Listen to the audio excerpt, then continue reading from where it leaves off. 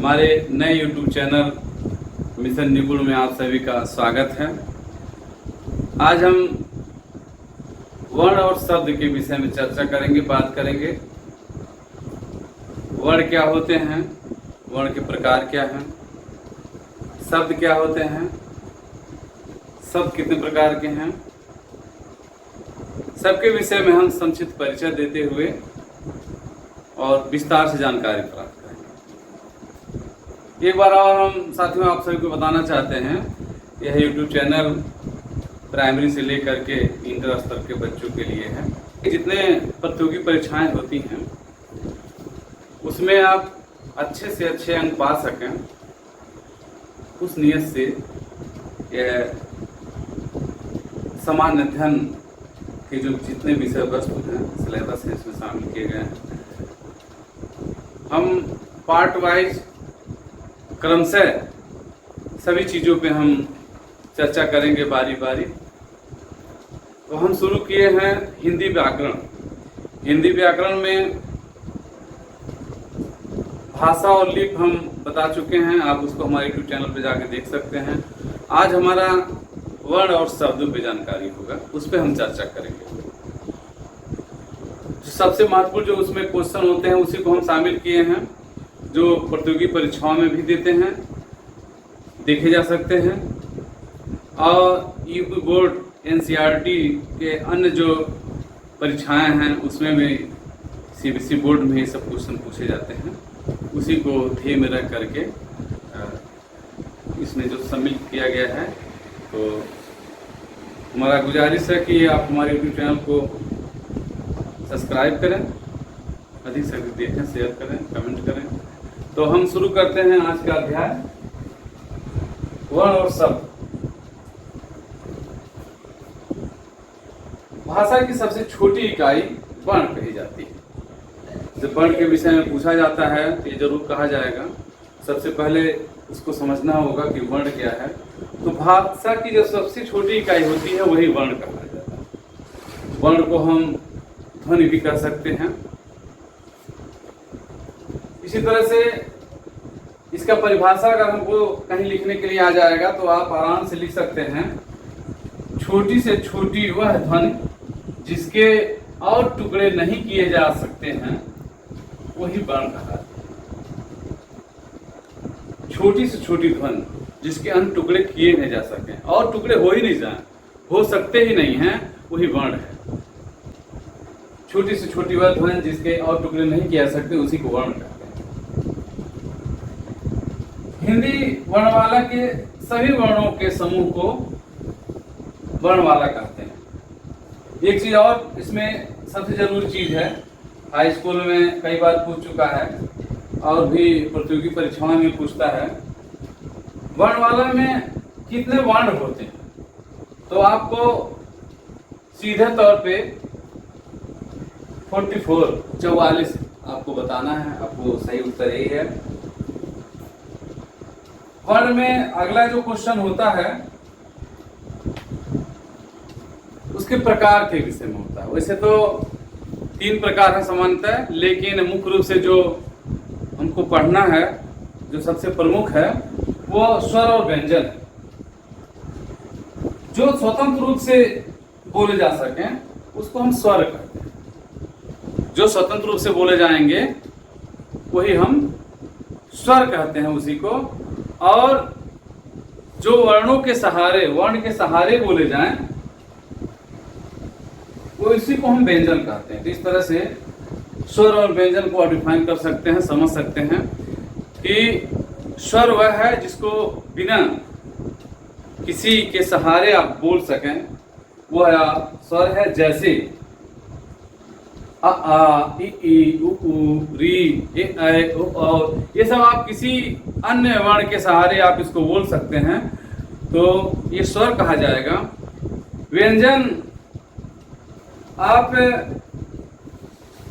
स्वर के सहारे ही बोल पाएंगे, जैसे क, ख, ग, घ।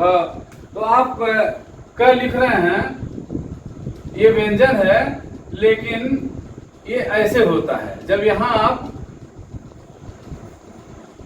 एक स्वर मिलाएंगे तो ये क पूरा होगा, अब ये पूरा शब्द हुआ आपका व्यंजन। उसके पहले आप ये आधा हो गया और ये मिला तो ये पूरा हो गया। इस नाते व्यंजन को बिना स्वर के सहारे हम बोल ही नहीं सकते। व्यंजन बिना स्वर के सहारे एकदम अधूरा है। एक क्वेश्चन इसमें और भी बहुत महत्वपूर्ण है। व्यंजन स्वर का कितने स्वर है? तो स्वर 11 हैं। बहुत ज्यादा क्वेश्चन, बहुत कई प्रतियोगी परीक्षाओं में ये पूछा जाता है कि व्यंजन कितने हैं, स्वर कितने हैं। तो स्वर हमारे 11 हैं, व्यंजन हमारे 33 हैं। व्यंजन हमारे 33 हैं। ये जरूर याद रखिएगा कि व्यंजन हमारे 33 है। एक बार हम और दोहरा दे रहे हैं। स्वतंत्र रूप से जो बोले जाते हैं वो स्वर हैं, और स्वर का सहयोग लेकर के स्वर के सहारे जो बोले जाते हैं वो व्यंजन हैं। व्यंजन हमारे 33 हैं, स्वर हमारे 11 हैं, और वर्ण वाला में हमारे जितने हैं वो 44 वर्ण हैं। अब हम शब्द पे आते हैं, शब्द की चर्चा करते हैं। वो क्योंकि वर्ण की चर्चा हम कर चुके, अब शब्द पे आते हैं। ध्वनियों के सार्थक योग को हम शब्द कहते हैं। उसको ऐसे कर सकते हैं, वर्ण के सार्थक योग को हम शब्द कहते हैं। वर्ण जब आपस में मिलते हैं तो शब्द का रूप धारण करते हैं। यहाँ ध्यान देने की बात यह है, शब्द के कई भेद, कई प्रकार हैं, लेकिन उसमें मुख्य रूप से जो परीक्षाओं में आता है, परीक्षाओं में सम्मिलित किया जाता है, उसमें है सार्थक शब्द, निरर्थक शब्द, तत्सम शब्द, तद्भव शब्द, देशज शब्द, विदेशी शब्द। एक एक करके हम इसको उदाहरण के माध्यम से समझने की कोशिश करेंगे, तब आसानी समझ में आएगा। सार्थक शब्द, सार्थक शब्द को हम ऐसे समझ सकते हैं जिसका कोई मतलब हो, वह शब्द बोला जाए और उसका कोई मतलब हो तो हम उसको सार्थक शब्द कहते हैं। निरर्थक शब्द जिसका कोई मतलब नहीं निकले वो निरर्थक शब्द होता है, जिसका कोई मतलब नहीं निकले वो निरर्थक शब्द होता है। जैसे हम लिखें कमल, कमल एक सार्थक शब्द है, मतलब इसका एक अर्थ है, इसका एक मतलब निकल रहा है कि कमल का फूल। लेकिन हम लिखें मकल, ये निरर्थक शब्द में आएगा, क्योंकि यहां जो है इसका कोई मतलब नहीं निकल रहा है, इसका कोई मतलब नहीं निकल रहा है, निरर्थक शब्द है। अब स्पष्ट हो गया होगा आप लोगों को कि सार्थक शब्द क्या होता है, निरर्थक शब्द क्या होता है। जिसका कोई ऐसे शब्द जिसका कोई मतलब निकले वो सार्थक शब्द होता है, और जिसका मतलब नहीं कुछ समझ में आता है वो निरर्थक शब्द होता है। इसी तरह से अगला है तत्सम, इसको ऐसे समझिए, तत्सम संस्कृत का शुद्ध शब्द तत्सम कहलाता है। एकदम सटीक, यही रट लीजिए, यही ध्यान सुन लीजिए, समझ लीजिए कि संस्कृत का जो शुद्ध रूप होता है वही तत्सम होता है। इसी का थोड़ा सा बिगड़ा रूप तत्भव होता है। तत्भव होता है इसी का थोड़ा सा बिगड़ा रूप, जिसको हिंदी हम कहते हैं। थोड़ा सा उसको बदल गया तो हम उसको तत्भव कहने लगे। तत्सम को ऐसे समझ सकते हैं आप, अग्नि, अग्नि हम जो शब्द है वो तत्सम है, लेकिन अब तत्भव को आएंगे तो तत्भव जो है होता है वो उसको उसी शब्द को हम आग कहते हैं। आग हिंदी हो गया, अग्नि संस्कृत हो गया। तो तत्सम और तत्भव आपको आसानी से समझ में आ गया होगा। अब आगे हम चलते हैं देशज। देशज शब्द होते हैं, जैसे अब उसको साधारण भाषा में समझिए, जो गांवों में बोला जाता है, प्राचीन काल से कई जगह प्रयोग किए जाते हैं, वो देशज शब्द होते हैं। जैसे हम बोले पगड़ी, पगड़ी ये होता है देशज शब्द होता है। हम बोले चिड़िया घर, ये देशज शब्द होता है। आप उदाहरण के भाषा में बहुत आसानी से समझ सकते हैं। तो देशज शब्द जो